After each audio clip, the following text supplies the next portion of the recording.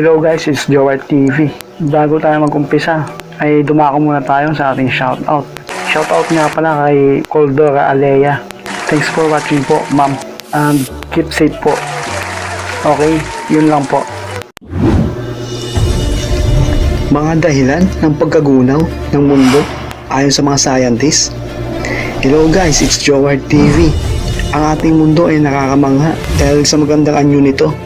Pero sa kabila nito ay nababalot pa rin ito ng misteryo, lalo na sa kalawakan, na kaya naman ng mga scientists ay walang tigil sa pag-aaral sa mga bagay-bagay sa ating daigdig.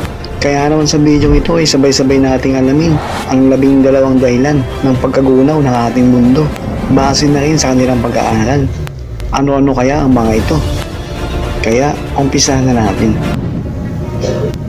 Natanong mo na ba minsan ang sarili mo kung ano ang maaaring pangunahing dahilan ng pagkaubos ng mga tao? Marahil ay papasok sa isip mo ang nuclear bomb, mga giyera, global warming o matinding pandemic. Pero sabihin na natin kaya nating lampasan ang mga ito, pero nangangahulugan bang ligtas tayo sa lahat ng bagay?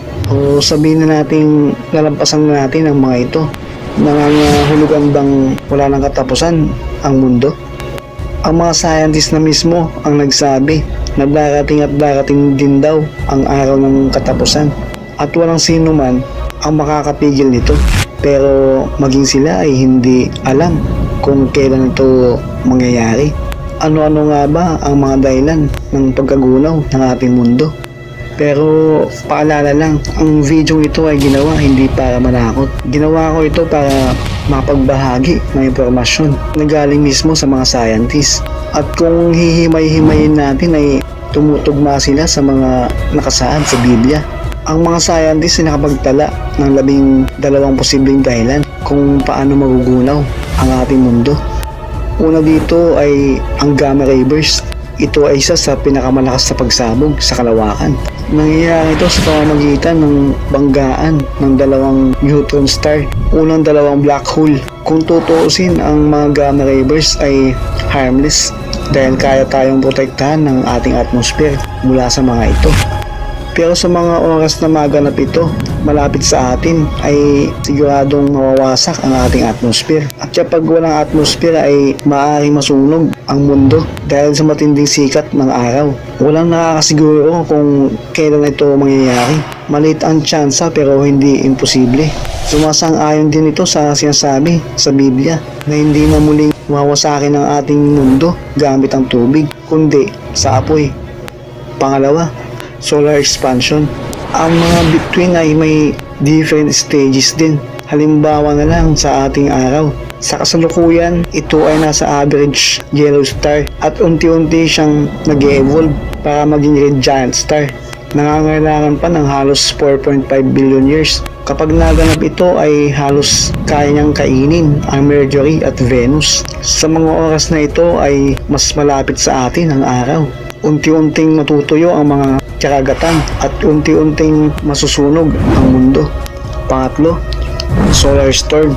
Meron tayong tinatawag na coronal mass ejection o CME.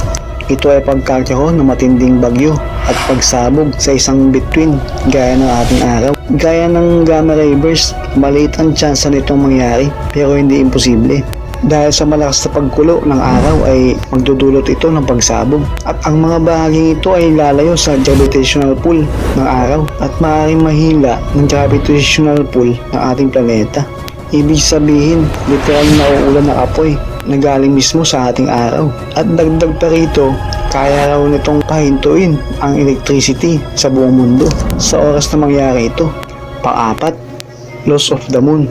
Ang ating buwan ay lumalayo sa Earth ng 1.5 inches kada taon. Pero wala tayong dapat ikabahala sa sukat na ito dahil wala itong masamang epekto sa atin.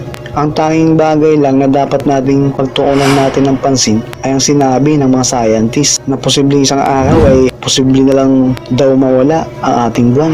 Dahil wala itong malakas na gravitational pull ay posible daw na isang araw ay bumangga ito sa isang malaking asteroid na maaaring magresulta ng pagkawasak nito. Ano nga ba ang mangyayari pag wala ng buwan? Ang mga pera-peraso nito ay mapupunta sa Roche limit ng Earth at magsisilbing ring nito. Ang ilang bahagi naman ay tuluyang mahihila ng ating gravity at literal na ulan ng apoy. Panglima, asteroid. Try mo i-google ang 4179 Tau Tatis. Ito ay may sukat na hindi bababa sa 4 na kilometro. Hindi ito tinatanggi ng NASA na may posibilidad itong tumama sa Earth at mag-iiwan ng malaking pinsala. Gaya ito ng mga nangyari sa mga dinosaur noong unang panahon. Nakatakda itong tumama sa atin sa taong 2069. Sinabi naman ng NASA na binabantayan nilang maigi ang asteroid na ito. Sa ngayon ay maliit na tsansa pa lamang ang pagbangga nito sa atin. Pero hindi sila nagiging kampante dahil sobrang paiba-iba raw ang ikot ng paggalaw nito. Pang-anim, ang banggaan ng mga galaxies. Alam naman nating lahat na aktibo ang kalawakan sa paggalaw nito. Ito ang dahilan kung bakit nabuo ang isang teorya na tinatawag na Big Bang. Ito ay napakalakas na banggaan ng mga galaxies at sinasabi ng mga scientists na hindi ito malabong mangyari ulit. Pang-pito, massive earthquake o yung tinatawag na The Big One. Sinabi ng mga scientists na maaaring mag-iwan ito ng napakalaking pinsala sa buong mundo dahil hindi lang ito basta lindol, magkakaroon din ng pagsabog ng bulkan. Oo, tama yung narinig. Kung titignan natin ang Biblia ay isa ito sa mga senyales na nalalapit na ang katapusan ng mundo. Kaya wag dapat matakot. Mangyayari at mangyayari ito.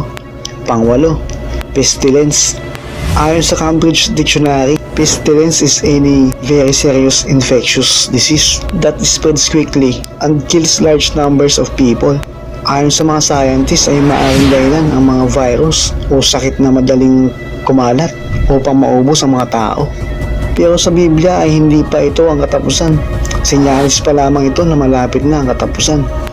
Pang-9, famine o matinding taggutom.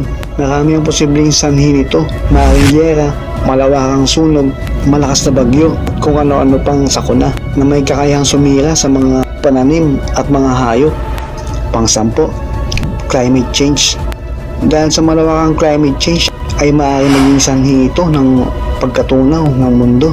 Hindi lang natin napapansin ang climate change, pero kung gumawa ka ng sariling pag-aaral tungkol dito ay maaaring ikagulat mo ito. Ilang toneladang yelo na ang natunaw sa North at South Pole ng ating planeta. Marami na rin ang nasirang kagubatan, mga namatay na hayop sa mga gubat at karagatan. Pero maaari pa natin itong maiwasan sa simpleng pagtapon ng basura sa tamang lagayan ay malaking bagay na ito.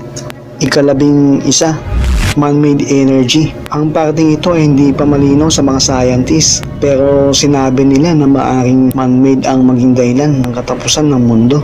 Halimbawa na lang sa China, ito ang kanilang artificial sun. Ito ay nangangailangan ng matinding enerhiya.